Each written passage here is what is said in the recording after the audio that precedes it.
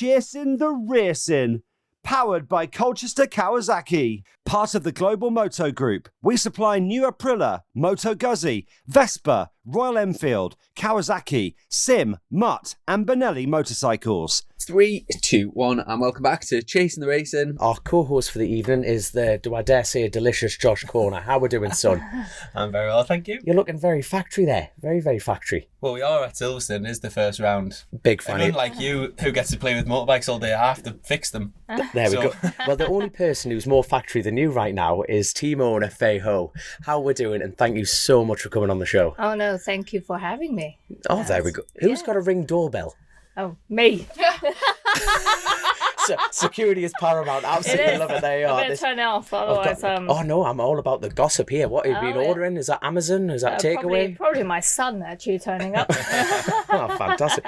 I'll tell you what, we'll just jump straight into it then. So how's Silverstone going? So we're here at Silverstone, and obviously your riders have been out there dishing out the portions. How are you getting on? Yeah, I think both of them are doing not badly, actually. So obviously we're having a new bike again this year. So, you know, there's lots of things they need to get used to and kind of work it. And testing we did in Silverstone, like last week, it was raining. So we kind of got the rain setting actually set up. And now it's like dry. Ice setting. Yeah, and so now we're going to go to the dry setting. So it's like all over again. But I think they're getting on all right. So I think Josh is fourth on the last one, on the second one. So it's good. No, very good.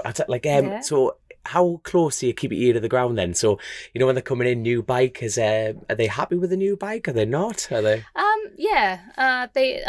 briefly spoke to like Josh about it. I think he said it's better. Yeah. But obviously, you know, there's still issues, you know, engine braking and that sort of thing. But, you know, I think the boys will get around on that issue, but it's good we're out, and today the weather's fantastic. It's not raining, thank God. So yeah, at least they're getting track time, so that's all it matters, really. That is the important thing. But I tell you what, well, anyway, I was end up going to go down Hickman, Josh. How many riders do you look after, actually? Like, that's my first big question. So Superbike, I got Josh Brooks and Peter Hickman on there. Mm-hmm. Then on the F900 BMW, I've got Richard Cooper and Kate Walker.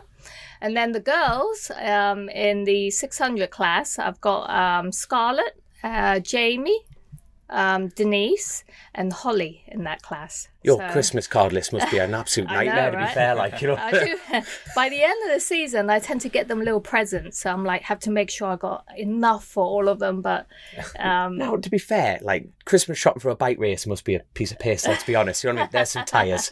You know what I mean? That's the best way around it. Don't even go with tyres. I mean, Jesus, when I started this thing in 2020, I remember when Darren sent me the tyre bill. I was like, what?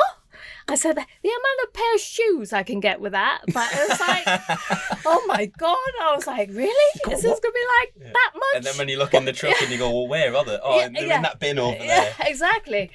How much was that tyre bill then? You know, that was only for testing. So it was like, exactly. The testing one that was worse. The first test we did in Portimao. And because the team wasn't really set up yet. So we have to kind of like test the bikes that I got from Smith's Racing. But the tyre bill was like $8,000. I was like, oh, okay. Is this going to be like that all the time? It gets much worse. Yeah. I'll tell you, your accountant must sweat at the end of the year. Don't show her the bill. Whatever you do, don't show her the bill. Yeah. I tell you, like, all seriousness, being a team, we don't actually get a lot of team owners in the pod. You know, it's actually great to have you on board because how much is your tyre bill over the year for two riders? Go on. Last year I had 2 Superbike and 2 Superstock. Yeah. Yeah, so... And that was Olsen and... Jack Nixon. Yeah. So that was like over $100,000 for the season. Yeah. It's crazy. I mean... It's a lot of trees you'd have to chop down there. That's a lot of trees for me, but... Yeah. Like, so 2020 is started, but let's even go further and further and further back from there. Like, what got you into loving motorcycles? So what I actually, not long ago found out that my dad was actually a fan of motorbikes. He had a Ducati. And I mean, I think everyone knows my parents passed away in a car accident when I was 6 years old. Yeah. I'm sorry, pardon my, like, honestly, like, that's what's great about this pod is Grace will not agree with me on this, is I don't do any homework and it must get on her nerves, but it's like, I first met you when I was you won't remember me, I hope you don't remember me anyway, I was at the Macau Grand Prix, I was having a bottle of Grey Goose that you kindly bought for all the riders. Wow. I was dribbling drunk and I was like, thank you for inviting me, and you must have just gone, oh, another one. You know. But that must have been 2010 or 11? No, a lot later. That I'm over the moon that you don't remember me. That is great news. Right, so 18 then, 2018, 19. It would have been 18. Yeah, because that's when I lost my finger. Then I did me. Right. That's a different story. It's a different story. Well, anyway, so going back to that. So I had a very vague memory when I was like really little that I got put on the back of a motorbike. So I recently found out that was my dad. So I think from a very young age, I kind of had that fascination with motorbikes. And then obviously when in my 20s, my first boyfriend I was with, he had an Africa twin. So we used to go riding all the time. So I was always riding. Every now and then we'd go and get a Ducati or something. And so it was like, I kind of enjoy being on as a passenger. Yeah. I enjoy that sort of riding. So I think, and then back in Macau when I was living there in 2006, when I was introduced into the bikes. So the year before, I was with like a car racing team. Yeah, I was kind of with the Grand Prix, Macau Grand Prix. I was following them around because I loved the racing. And then I thought, okay. And then in the following year, I got introduced to all the bikers. I thought, right, there you go. I like this better. This is more fun. This is my crowd. This is my crowd, exactly. So from then, I kind of just started sponsoring the odd team. I sponsored Paul's team one year. I think it was 2010 with Stuart Easton riding. And they won the Macau Grand Prix that year. Won it. They smoked it that year. Yeah, I think they did. Yeah. So that's how it kind of progressed, really. And then I kind of moved here back to the UK because of my kids' education, and then kind of stepped away from racing for a bit, and then kind of came back in 2018. Right. Yeah. So I tell you what. So were you like what was it like growing up in Macau? You know, I've been there, and it's just a total different part of the world. It's great. It's casino, isn't it? The whole place, to me, if I was going to describe it to people, don't hate me for saying this, but it is just one massive casino. Yeah. And I'm just saying, what was it like growing up in Macau?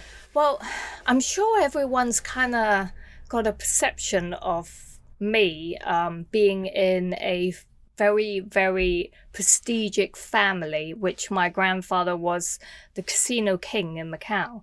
But my upbringing was very sheltered because of what he does. We were never really allowed out the house. So I wasn't allowed like play dates or anything like that. Right. So my sister and I, when we were like growing up, so after my parents passed away, we went to Macau and lived with my grandparents. So we weren't allowed out. So you're going to laugh at this. So if we're on holiday or anything like that from school holidays, we have the grandfather's house. They had a pool where the house is. And then there's like a bit of like landing thing.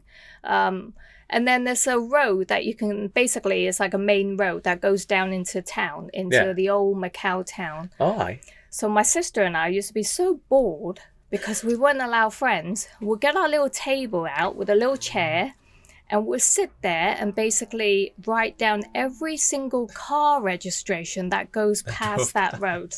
I mean, we used to have papers of it. I bet are you the same with lap times now, Josh? Josh, a couple of years ago, mate, you were 0.2 off it last time.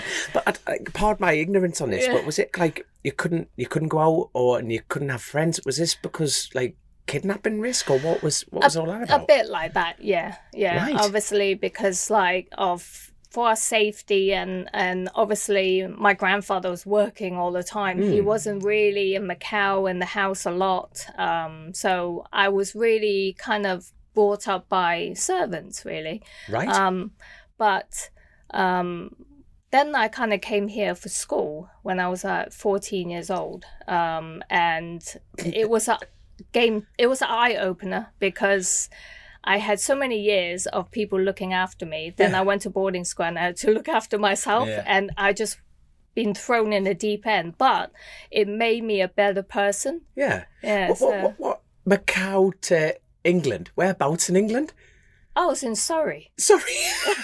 so who made the decision? Did someone have like a globe and just spin it and go, bollocks, we'll just put you in Surrey? How did that? No, I think my grandfather had friends that was actually, here, and then kind of got the recommendation. I mean, my grandfather used to come over to the UK a lot. Right. So he was good friends with Prince Philip. Just drop a name in there. There he goes. Hold on. Philip Charles. I'm thinking he was now the king. Sorry, I'm getting mixed Prince up here. Philip, yeah. He also got the OBE from the Queen for all the charity works that he's done. Right. So he used to come, and also I remember on my 18th birthday, he came over to have a meeting with I think John Major at the time, the Prime Minister. Yeah. Yeah. So he came over for that. So. Yeah. Imagine being in that situation. Oh, I've got to go hang around with the royals. Bloody Tuesdays. Yeah. Sorry, I'm not saying I didn't know any of this at all, so I just was really like I've never been to Macau either, so I've got nothing to add on that. Oh, you'd get lost in Macau. It's such a giggle. It is such a giggle. It's just you can spot a bike racer from a mile away though, can't you? We're just like a dodgy herd of cattle just going through the place. I thought of going anywhere abroad with you, Dom. It's not good. It's not good. Son, it's changed a lot now. Yeah. So I tell you what. Speaking of name dropping, beforehand, like me and Chrissy always came to a rule on the pods. It was like, don't have the crack before the crack. And you were briefly discussing, and then a fantastic name appeared of Bruce Lee. Yes. And I was so tempted to start this by saying Bruce Lee, but explain the connection there. That is amazing. So I actually found this out maybe 10 years ago. That my grandfather's side, we're actually related to Bruce Lee. So I think it's either second or third cousin sort of relation. Yeah. I know his nephew very well, Clarence. So I've seen, I meet up with him when I ever go back to Hong Kong and Macau. So yeah, it's a bit of I thought, wow, I can't believe that. We're related. Next time you're in a bar, I was going to say, do not come near me. I've got connections. So let's go back to I know it's a bike podcast, but I want to go back to the school element. Yeah. So you've gone from Macau, Surrey at 13, what? Like, did you want to go home? Was it change where you thought, I want to stay here forever? What? Well, so, I mean, my dad's side's from Hong Kong, which is the Asian side of me. But then my mum's British. I mean, my mother was born in England. She's full English. And she was actually a 60s model in the 1960s. And she was in the first Casino Royale as one of the Bond girls. Shut up, man. Yeah. We've got Bruce Lee, James Bond, a Bond girl, Prince Philip, John Major. Have you got a book out? No. There's definitely a book in there somewhere. I'll tell you what, we're going to have to tell who was that lovely woman that came with you? That was Bex. Lock the door, Grace. She's not coming here. We have not got enough time here to get through it. So how did your parents meet then? So they met in England apparently. So my dad actually came to school here in the UK. He was in Millfield. Right. Aye. Yeah, in Somerset. So he went to school in Millfield, and I believe that's how they met in the UK. So it kind of, I mean, those days, my grandfather was a very traditional man, and he kind of wasn't too happy that my dad was marrying my mum because she was English. Right. So, but I think when myself and my sister were born, it kind of changed everything. And, it was, we were kind of, they were accepting it in a way. But my mum sometimes still feels she was kind of like isolated in a way because she doesn't speak Cantonese. So when I was born and my sister was born, they were very determined to get a nanny that speak Cantonese so that I was brought up speaking Cantonese. Yeah. So I speak 2 languages. We can barely speak English. We're from the north. To be fair. Speak for yourself. It's fair. You probably know multiple languages, you, but that. Yeah, so that, and then obviously, if you look into my mum a bit more, she dated Brian Jones from the Rolling Stones. Wow. Oh my God. There's definitely a book here. There's 100% a book. There's a big one. My mum, my auntie tells me stories that like Mick Jagger and the whole crew used to hang around in their kitchen, you know, at that time. I think that's cooler than all the bike racing stuff. Should we just not talk about bike racing? I think we have. I think I'm more interested in this, to be fair. Holy crap. Yeah. Like, what's the age gap? Is it just you and your sister, or have you got other siblings as well? No, it's just me and my sister. It's 3 years age gap between us. So I'm older than her. Right. She's a jewelry designer, so she does jewelry. Right. And she goes all like to the Middle East places to kind of do her jewelry trade show and all that sort of thing. So you see her logo on my bike because I always put it on. I don't even want to know what it is. I feel it's like guess the sponsor. It's very easy. Yeah. Sarah Ho Jewelry. Oh, damn it. There goes the game. There goes the game. Grace is gonna have to put it like we'll have to. God love you. I'll have to put something up there for that. But who's the most famous person? We're totally going off timeline. Sorry, but who is the most famous person you know? Like with all that name, like all those names that the family know. Those are like quite. I mean, obviously, I met Prince Philip when I was like when I was still at school. So I'm talking maybe like 17, 18 years old. Yeah. I mean, famous people like now. Yeah. I've met quite a few. Like when I lived in Macau, obviously my friends were like got an entertainment company, so we kind of brought in all these rappers or stars. So I mean, I've met quite a few, like Nelly, Lil Jon. I met Mariah. Have they all performed at your nightclub as well? Yes, yeah. It's just I you know, this bottle of Grey Goose I was discussing about, right? And then I was not halfway through it. I was spilling most of it. Sorry about your flaws, and I remember looking up going, "That's Lil Wayne." That's Lil Jon. Lil Jon. What the hell's in this bottle? Absolutely not. Like, Ace, sorry, but like, did your sister come over to boarding school, like, because you were 3 years older? So were you out there by yourself then? No, she came with me. So I came when I was 14. She came when she was about 11. Right. But, yeah. So we were in the same school. So I basically look after her. But if you read a lot of my interviews before, like because I was looked after by servants back home, when I went to boarding school, the first day, I still remember this, and I met 3 very nice girls. I'm still friends with them from school, and it was dinner time, and I went to get my dinner. And then after dinner, I got dessert, and everyone got like a piece of fruit, and I got an orange, and I sat there, looked at it, and the girls goes, "Are you not eating, Faye?" I'm like, I don't know how to peel it. And they all looked at me going, "Well, you don't know how to peel an orange?" I'm like, no. They go, "Well, who peels it for you?" I'm like, "The servants." And that was like a wake-up call. Oh my God. They looked at me like, "Are you for real?" Did it feel a little bit like freedom when you sort of went to, I understand you probably wouldn't describe boarding school as freedom, but I would imagine it probably changed a lot of things for you. It has. It changed a lot. I mean, don't get me wrong. It changed it for better. Yeah. But then it changed it for worse too, because it was like a bird let out of a cage. Yeah. I just went and did everything I can. I just went bananas. Yeah. Oh my God, I can go out here. It was good and bad, let's say. What's your wildest story then? Leading up to 20, we're keeping this in a timeline now, so it's like born school to 14, up to 20, Faye Ho, in England. What's the wildest story you could put out? Up to 20 years old? Yep, and then the race team you got in the bikes at 20, didn't you? That's right. No, at the time, I had a boyfriend that was riding. So, that was it. Yeah. So your wildest story between there and 20. I'm talking 18, you're discovering it. Your wildest story, I want it. So at the time, we were living in London. So my ex at the time, he had an Africa Twin. But then one weekend, we thought, well, let's go and, we'll go and get a Ducati or something, just to, because he's from Wales. So, so it was 20. I'm not going to judge you too much, don't worry about it.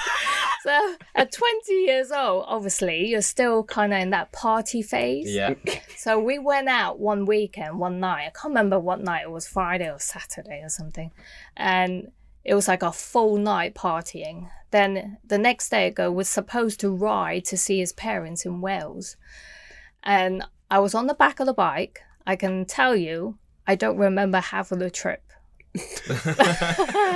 Just duct tape round. Yes, probably. I basically just held on. That was it. That's the way to do it. That is 100% the way to do it. I think that was the wildest thing, one of the wildest you can say. So when did you... Sorry, well, we'll get on the bikes at some point. No, we're just not. Thinking about you sort of saying you had like relatively sheltered upbringing, and appreciate why that could be difficult and a bit different. When do you sort of think that you figured out what you wanted to do? Like, so you've got a nightclub and stuff. When did you sort of think, I'm going to do that, I'm going to go and do the entertainment thing? Or for a while, I didn't actually know what I wanted to do, because not having my parents around, and obviously my grandfather, he's such a professional, and he's got that kind of demeanor to him. I mean, I used to be scared of him, but I can see that with what he's achieved, it kind of give me a bit of drive of what I want to do. But I've tried different things. When I was back in Macau, I had a pet shop, I had a veterinarian clinic, because I'm really into animals. I really like helping animals. I think that was something lacking in Macau at the time. Okay. So I really pushed for that. And the organization is still there, is still going. So right. It's good to see. And then I kind of try and narrow to see what I want to do. But then the bikes was always kind of in my life. Every now and then it'll pop up. So when the opportunity came, I thought, you know what? Perfect. Because 2018 and 19, I was with the stock team with Michael Rutter. Yes, of course, yeah. Yes. I'm trying to go through the timeline myself. I'm trying to put the years together through BSB. Yeah. So I always said, you know what? Why do we do Superbike? No. I'm like, yeah, but I want to see my name on it, No. So I'm like, okay. So when 2020, the opportunity came, I'm like, yes, I'm going to do it. And that was straight into, that was Smith's Racing at that point. Yeah, it was Smith's Racing. Yeah. Were you sponsoring Peter at this point? Or I was. So obviously 18-19, Peter rode for me in Macau. Yeah, and that was, this is my sort of memory of my earliest sort of memory of you guys and being in the paddock and stuff like that. Yeah. So I met Alan and Rebecca. They came to Macau in 2018, and that's kind of how I started to know them a bit more. And then 2020, I came back in the paddock. I kind of helped sponsor Smith's Racing in a small way. Yeah. And that's kind of how it kind of progressed, really. I like it. How every good idea always starts in the pub. That's the fact of life. It didn't. It started outside the garage. Yeah. That's how it started. On the way to the pub. I just really want to paint a picture. It's a bit like if you've got the budget and you've got the ambition to go for it. How did you even start the conversation? Fancy selling up? It wasn't like that. So obviously that year, 2020, Smiths came in with a non-branded truck. And I was hanging around with them in the garage, and Darren said to me, I said, why don't you have any graphics on the truck? He goes, you can put your name on there. I'm like, what do you mean I can put my name on it? He goes, well, you can put your name on there. And I'm not quite, I don't know if you remember that year, I also helped Brian McCormack. Yeah. Yes, So I had a little logo saying FHO Racing, but it wasn't it was just something mocked up quickly. Yeah. And so Darren said, well, you could put your name on there. I'm like, really? But I thought he was joking. I thought, nah, you know what? no, I can't. No, well, of course not. I can't see them packing up, So it just didn't register at the time. But then through the season, more and more the conversations start coming along. And then obviously I spoke to Rebecca too. And then they go, yeah, well, we want someone to kind of take over where they can actually carry on the team and progress with it into like more success. And that's why it kind of took over it. I tell you, we won't go into full details with it, but coming from following the car racing, I thought, I enjoy the bikes. These are my, this is my crowd. I want to get involved. And you're sponsoring Hickman, you're in there with Brian. And then to put your name on the side of a race wagon. Yeah. To be blunt, was it cheaper than you thought or more expensive? Not like, no, it's interesting.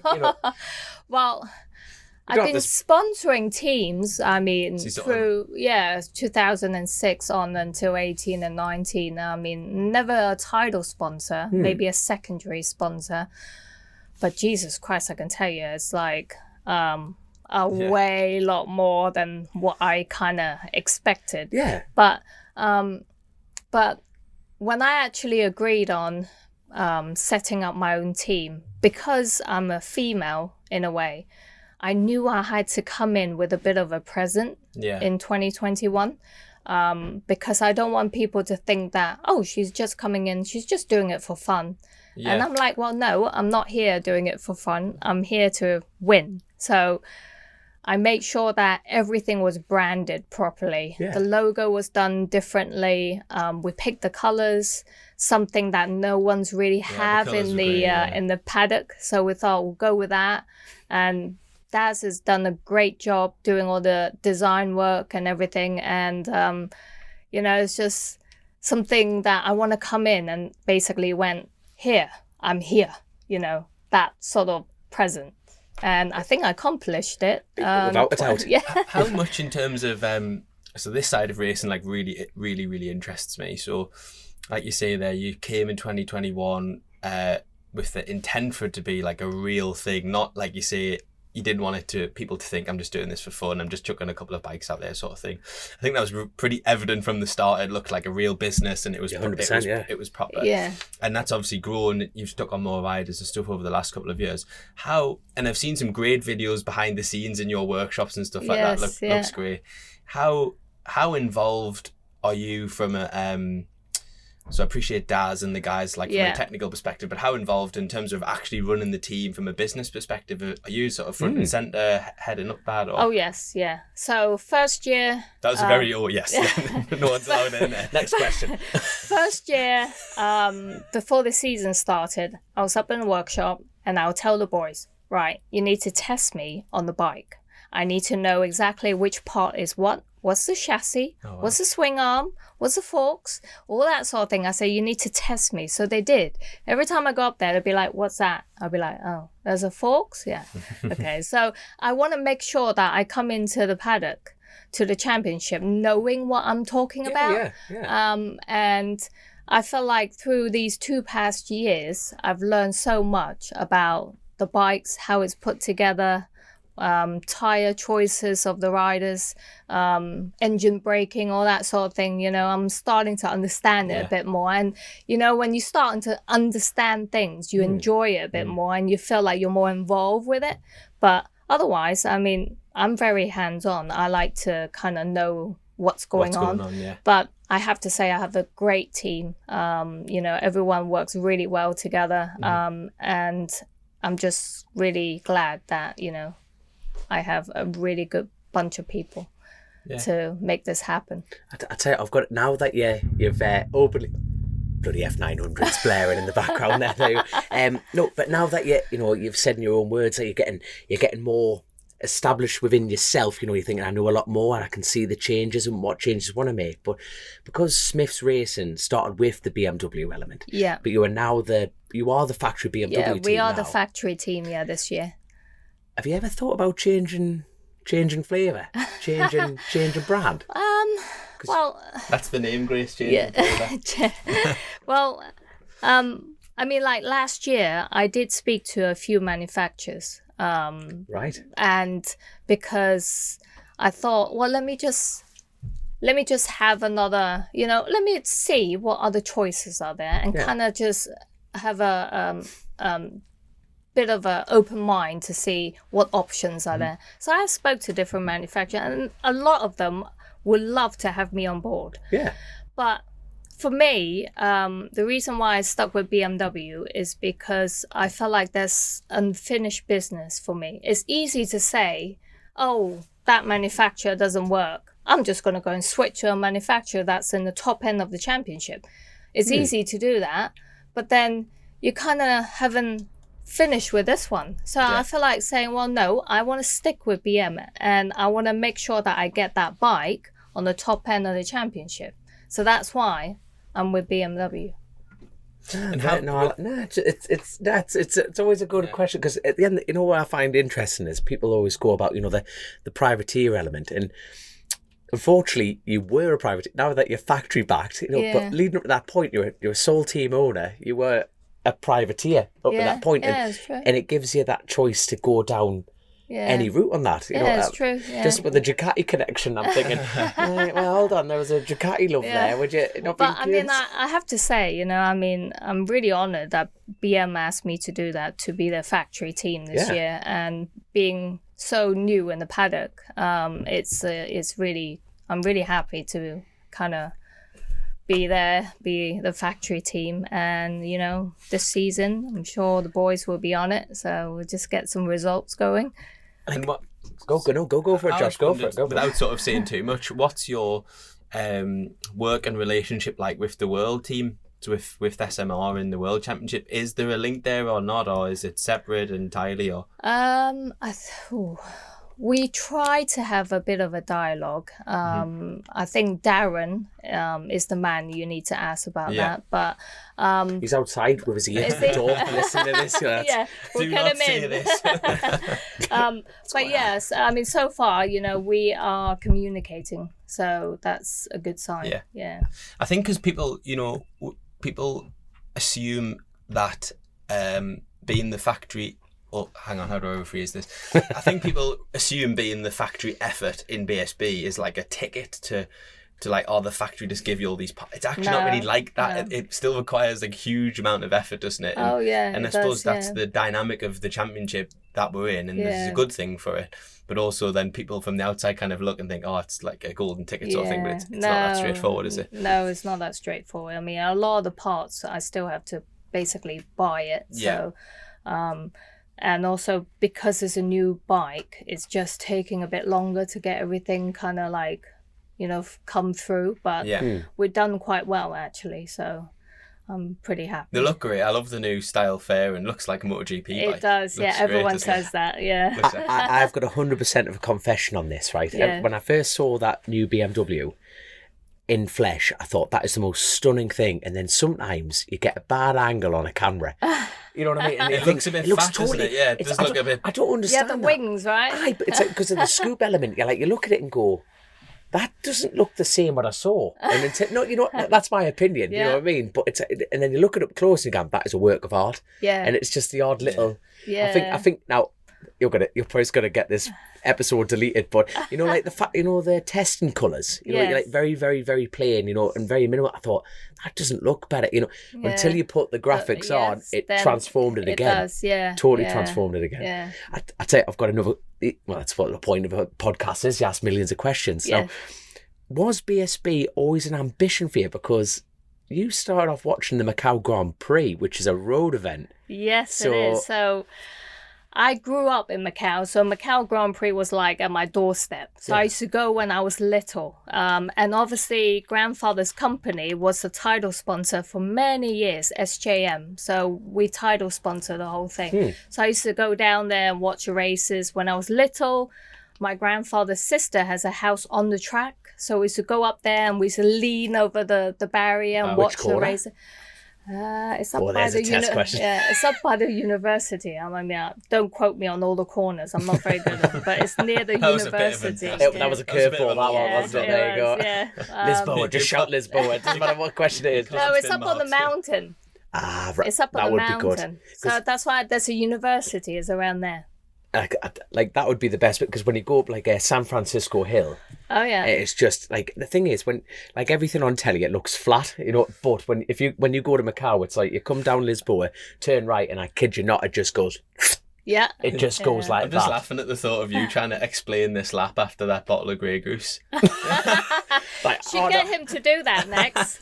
Should bring him in and do the podcast. I've been drinking with Dom. I can't afford to go drinking with him anymore. He's better than I am. From the bottom of the studio, this bottle was like that, and like Derek Shields was running right now. That's a different pod. That's a different pod altogether. Well, I think my party was mentioned in one of the BSB races. I can't remember who brought it up. But someone did. I think them parties are mentioned worldwide. To be fair, it's about like you're just getting handed around drinks and that, but it's.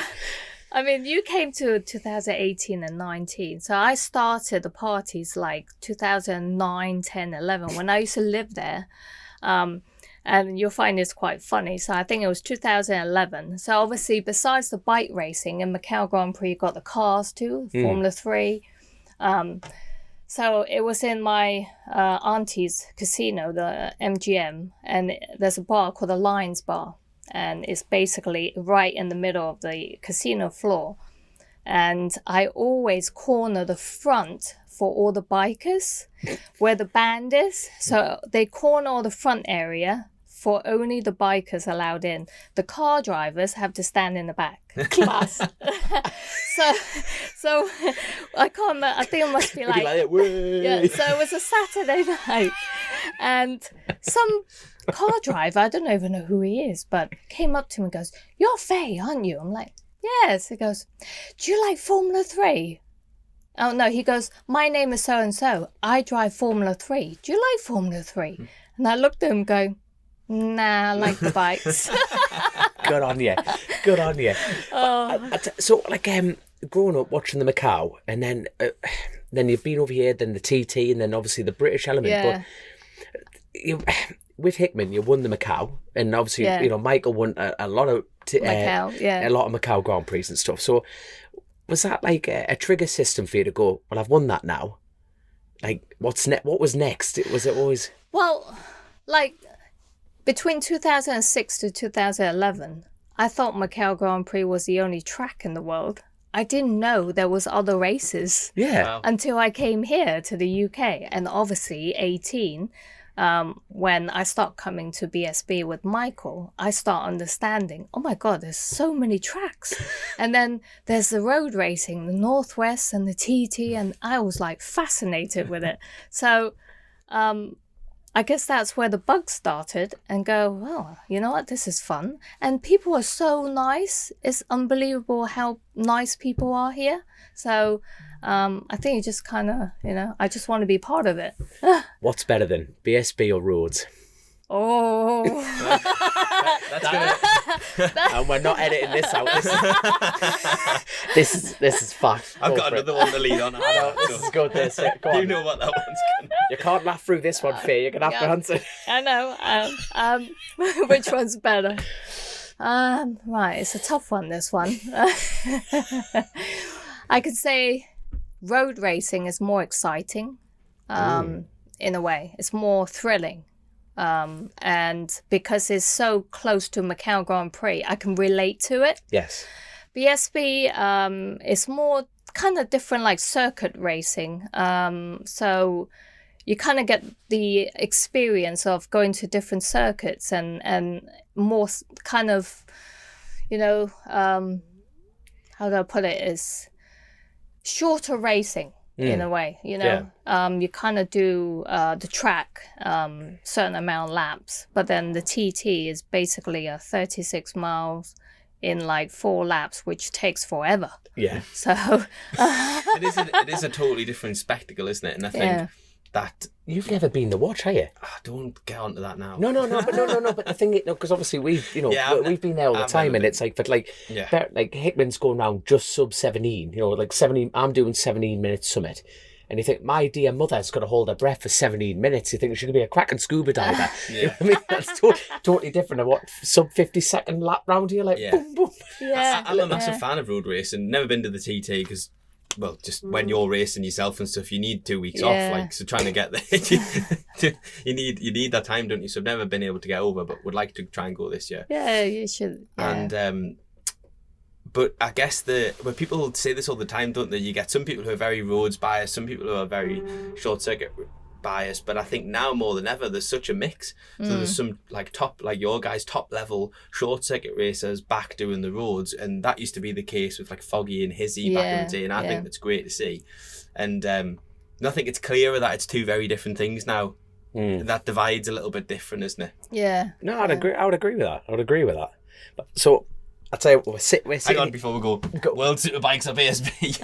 No, wait, funny enough, mate, we're on the same page on that. It's a bit like, because you know what, you might have heard or might not have heard, but I started a rumour about you ages ago that you were going to buy the Ulster Grand Prix out because to get Hickman to go beat the lap record again. I was hoping that was going to get a bit of traction. Right, yeah. Didn't quite pan out. But well, actually, recently, what they put out that I was going to ride the F900 this weekend. I know I've been waiting. I've got a story about this. I still get someone come up to me and goes, I thought you were riding this weekend. I was looking on the timing, but I don't see your name. I'm like, it was April Fools. we were racing last weekend at Croft and at a club race, and my poor dad came. He stayed at Hope, it was only 45 minutes from our house, and he drove up and he comes straight in. He's like, "Have you seen that Faye Ho's riding one of them F900s?" I was like, "Dad," and he was just dead serious, and I thought, "What?" I went, "Yeah, Dom's riding for McCann's as well." Oh yeah, that did not go down well. He just thought he was in telling everybody in there, and everyone's just laughing at him like he just didn't have a clue. By the way, the McCann's thing was 100% grace. I'm not a grass, but that is 100% grace. And that went down. It was a good laugh. But now touching on the worlds element that you talked about is that the next chapter? That's where I was going with that rumor element, because off-season's great because everyone's going, she's going to Worlds, she's going to Worlds, you know, what I can say that this year we're going to still doing 2 wildcards in World. Which ones? So we're definitely going to be doing the Donington one. But the next one I'm kind of still debating. So we're nice and hot. Well, there's one that they quite like to do, I think is Imola. Oh, yeah. I forgot that's back this year, isn't it? Yeah, I think they put that back on the map. So, but I mean, obviously, a lot of people ask me, "Hey, are you going to do World?" Yeah. I mean, I even had someone ask me, "Are you going to do MotoGP?" I'm like, "Well, you don't have any space in there." Yeah. No thanks. but I mean, for me, I like to kind of do something well, have a bit of success here before I start thinking of going somewhere else. So I feel like, you know, I've only been in BSB this is my 3rd year racing. So I want to kind of get more experience too and kind of work my way up in a way. So is that the dream? Like, you know, it's like you always set a goal, like you were saying, set a goal, achieve the goal, move on. So what is the end goal for Faye Ho as far as racing is concerned? It's a hard one to answer in racing, isn't it? Because there's lots of things to take. The thing is, everyone in this paddock, if you could point someone in the face, go, "What do you want to be?" I'd like to be Marquez. You know, like because it is the top, isn't it? You know what I mean? It's like as far as like domestic race series, you can't get any higher than BSB. Yeah, that is fact. Yeah. You know what I mean? But then that next stage up is Worlds. Yeah, you know, it's true. Yeah, it is. And may that be. Like, not particularly rider capability. I fully believe that. It's about budget bikes and that support element has to be stronger. And then yet again, to go to MotoGP, you need even more support on that to do it. But like, I think when I came into BSB, the way how I saw things was very different to other teams. I knew that I need to be more engaged with the fans. So I'm very open, you know, anybody can come and talk to me, anybody can stop me for a picture or anything. And well, we did drag you onto here, so fair play. If that doesn't see everything, I don't know what does. But yeah, it's just I had a different way of thinking in a way, so I think that's why people relate to me. Well, I hope you don't mind me asking this question, but you're one of, if not the only team in BSB left that's essentially running without a big title sponsor other than yourself. And I mean this and then like, I hope this is coming out right. But there used to be a lot of that. There's a lot less of it now, obviously expense and stuff. Is that something that you, in the future, that you would look to do, work with like a commercial partner as such? Yeah, of course. I think because the team this is our third year. So I'm actually constantly building the brand up at Chasin The Racin. And obviously, with the girls coming on board and helping them out, giving them a bit of a platform to kind of like be seen more and to get sponsorship come in. That's kind of my goal, how I want to be, to build a brand. And you never know. I mean, eventually, I want people to see what Chasin The Racin is about. We're here to support female in motorsport and kind of have a voice to say that, anybody can do anything if you set your mind to it. It doesn't matter what gender you are, what race. If you want to do it, go and do it. And, and just like the girls, they're determined to go out and race. Yeah. How many females do you have ringing you, emailing you to get on the grid at BSB? Emailing? Yeah, like, getting in contact to get onto the grid, that support element. Is there enough women trying to get in the sport, in your opinion? Yeah, there is. I mean, like Kate Walker, I spoke to her last year? Yeah. Or the year before, I can't remember, beginning of last year. And she wanted to come into BSB. So this year we managed to actually bring her in and do the F900 class, which is really good because she's the only female in that whole class. She is as well, isn't she? Yeah, she is, yeah. So I think it's great that he's involved in that class, and I caused a shitstorm online defending that. And started, even Daz was commenting on it, and you know, you just start to and you think, I wish I hadn't have bothered. But I think obviously a lot of people are talking about Richard being involved, but my understanding is that he's involved to bring on the girls as much as anything. The whole class, to be honest. Yeah. Well, yeah, Dom needs a bit of hand. He's a mentor for Kate, and I think it'll really help her to kind of pull her up too. So I'm glad to have Richard on board because he is a kind of experienced rider, so he'll pass on a lot of experience to Kate, which is good.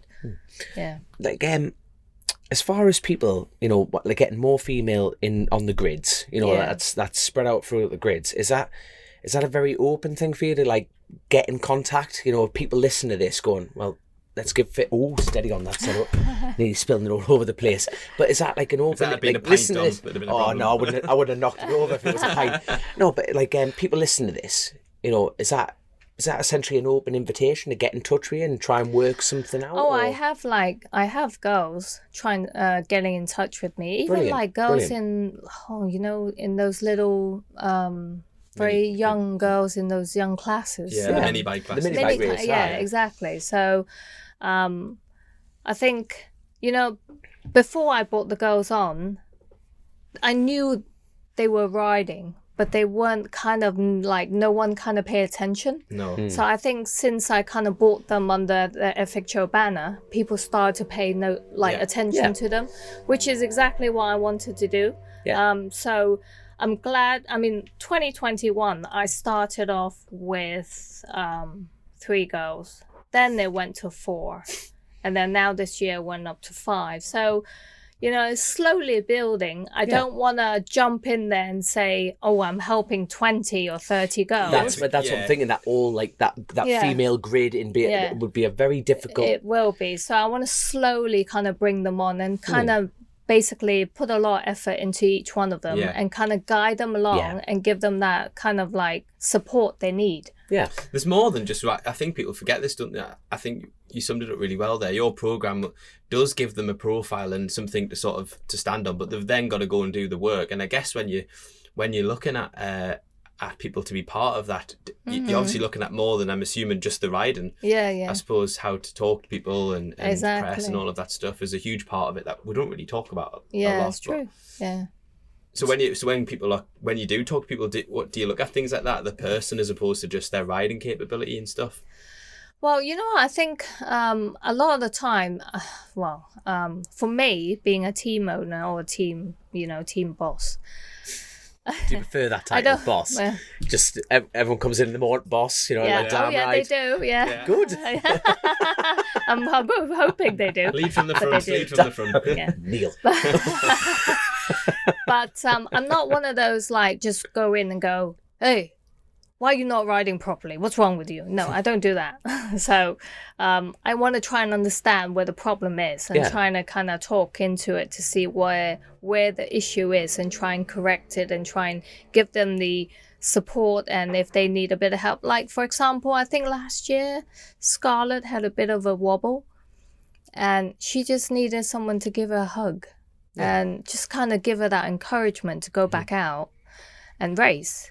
And I think because I'm a female, it kind of, I can give that, relate to that and kind of give that comfort to them. And they feel more engaged with it in a way. Yeah. Well, that hug definitely worked. Didn't she podium or win the 300 race? Is that like... No, that's Charlotte. Charlotte? Yeah. Scarlett. Sorry, close. Now, hold on. I can't get told off too much on that one. I do apologise. There you are. Sorry, I'm just conscious of the time. Oh, don't worry about that. We're having a great time. Don't worry about that. That's why we don't have any clocks in here, Josh. Like it's like Bex will be braying down the door at any minute now. But don't you? There's a question that I've been when I mentioned that we were doing this, so many people ask the same question. Right. And I don't know why I've never asked it before. It's not necessarily specific to you, but the question was, if you could sign any rider from the past, alive, dead, whatever, here, whatever, from any era, any year. Well, who would it be? 2. You can have 2.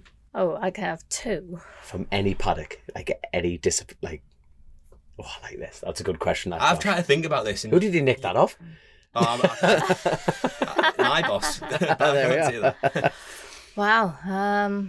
You automatically want to go Rossi, but you can't do that. No. I always think that he's my go-to. He'll be a bit difficult to get, really. Oh no, you can do no. Oh no, this is fantasy land. This who would be anyone? Yeah, anyone. I have met Rossi. 2010. I was quite What was he like? It was nice. Yeah. Have you ever met someone who'd been disappointed that you've met them? You know what I mean? Like, like, come on, I'm always a disappointment. Ask me mother, right? No, but hold on. No, but you know what I mean, though. Have you met? I'd love to meet them. What a lovely person they are. And they're telling you, meet them, what a grump. You know what I mean, though. Yes, I have actually. Mariah Carey. Really? Yeah. Was she just a grumpy cowboy? I won't say that, but she was not very friendly. Let's say. Really? Yeah. All I want for Christmas is a new attitude. Is that the crack? That was very good, Tom. But yeah, going back to the main question. The riders who I like to have. That'd be quite a tough one because I don't really know a lot of them. I suppose that's a fair point because of how you've come into racing and stuff like that. Yeah, I came in not too far. I like Stuart Easton. It's funny you say that. Really? Well, yeah, he was Macau lap record. Rat Boy. Yeah. Rat Boy. Yeah, that's his nickname, right? Okay, speaking of nicknames, he'll be loving I say this, right? Like, his son's racing motocross at schoolboy level, and he races against we've got a little family on Chasin The Racin, and part of that family is a bloke called Sugar Tits. Swear me life, right? And his son, right, is 85 British champion, and them two, Sugar and Easton, are like best mates, and they both listen to the pod. So the fact that you said that, they were like, get in. It's funny that you say that because when I was thinking about what my answer to that question would be, I thought about Stuart Easton because when I was younger, before I raced at BSB, he's the youngest man that lives by them. He's only 23 or something like that. He is, man. Don't be saying that. He was just a legend. I just loved him. He was the first British superbike rider that I used to really follow. When you were a kid racing and you going through the ranks sort of thing. Yeah. I don't know why, but I would always remember going to Croft and I'd get a Stuart Easton poster. So yeah. Oh, he's wrecking the place. He's wrecking the place. It's just my laptop. I tell you what. We're going to have to tidy it up because you've actually got plans, God love you, for another dirty podcast. I know, dirty betrayer podcast. But, it's all right, we got in first, it's fine. We did. But obviously, a few of the questions have already been answered. Like Steve Nutt, was asking about the switch to Ducati. Like, I think people give the people what they want, Faye. Give the people what they want. You never know. That might still happen. We don't know. I'm not saying too much, but I mean. Oh, I like it. I like it. Who else we got? Craig Lowe. This is brilliant. What has been the best and worst decision you've made as a team owner? Worst and best decision. Yeah. Oh, wow. Well, that is good, that. that is a good question. Deep. That is deep. I like that. Okay, best decision, I'll say, having Josh Brooks this year. Really? I wanted him last year too. So, yeah, I'm really chuffed that he's come on board. Oh, brilliant. What's your worst decision been? Oh. Could be anything, this. Absolutely anything. Worst decision. Wow. It's quite good that you have to think about that. Yeah, I know. Yeah, that's nice. That's actually a very valid point, that. A very valid point. There's been no massive standout sort of things over the 3 years then. I think losing my temper last year when we ran out of gas in one of the races. Right. I literally went... I think that's warranted. Oh, really? Yeah. I literally went next door and started yelling. Gideon. No, I think, to be honest, we've fairly gone for all done. Here we go. You just fill in with another question while I read through Luke's here. This is actually a difficult one, that. So, what is the aim for this year's TT, lap time-wise? Oh, I see that question about the that's some Luke, that. That is deep. Would you like Hickman to go faster or just keep winning? That is a hard question. Is that a question? That is a question from Luke, right. Yeah. Well, obviously, I think he is holding the lap time at the moment. Yeah. Yeah. Yeah. But I would like him to hold a lap time on my bike. The bed, of course, it was on the Smith's bike, wasn't it? Yeah. So you laughed it there. There's the answer then, kids. Oh, yeah. Go faster. Sod the position. Just go faster. Yeah. My God. So, sorry. I was going to ask a slightly different question. Come. No. So what you got planned for the rest? So you're doing the Northwest. Yes. And then what? TT.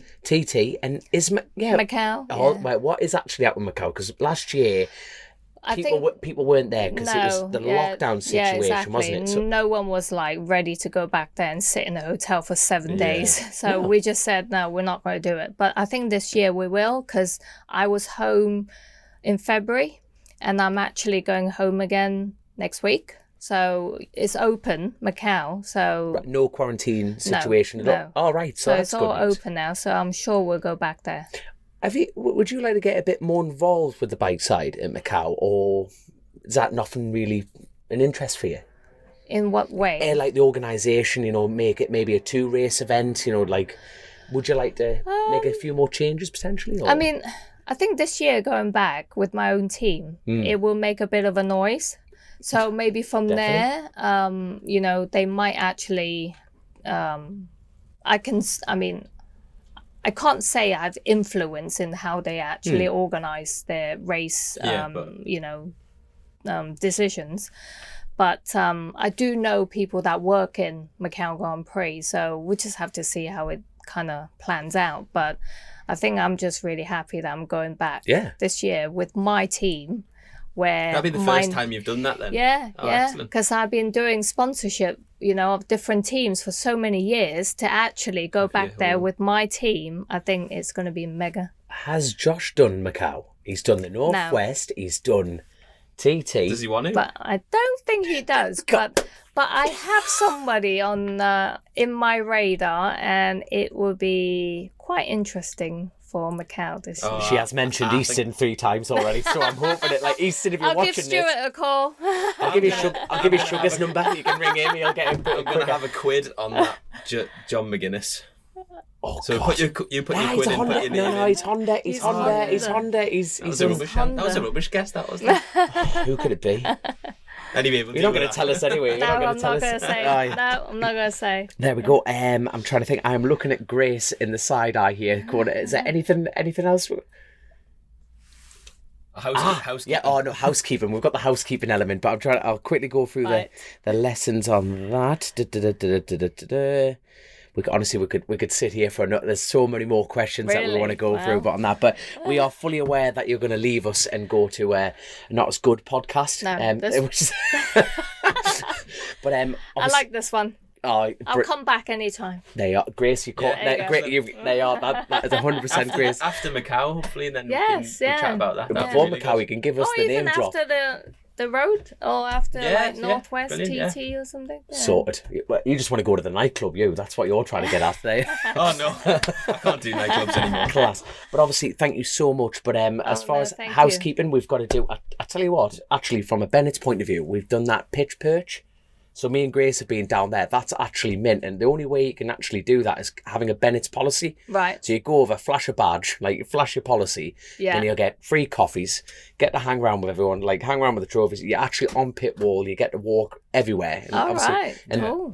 Like Bennett's are massively pushing the boat out, being the official title sponsor of BSB. They're opening up the doors to let more people see behind the scenes on that side of things, which is great. As far as the patrons go, thank you so much for all the questions. Thank you. Like we say, we could have sat here and reeled through that many more. Yes. And Global Moto, they've been with us for, they started off with Chrissy. I mentioned it every episode, but personally sponsored Chrissy for years, and they continue to support the pod and keep us going. So click by the glitter and get yourself on that. Thank you so much. And Josh, just keep looking gorgeous, mate. You know what I mean? Get the eye candy for the show. And but no, this is a radio show. It is, mate. But it's YouTube. Don't obviously like and subscribe there. I think that is all the housekeeping we've got. But Faye, yet again, thank you so much for your time. Thank you, Dal. Good luck for the season. Oh, thank you. Good luck for the season. So thank you very much. Thanks for having me. Thank you so much. Thanks. Chasin The Racin, powered by Colchester Kawasaki, part of the Global Moto Group. We supply new Aprilia, Moto Guzzi, Vespa, Royal Enfield, Kawasaki, Sim, Mutt and Benelli motorcycles.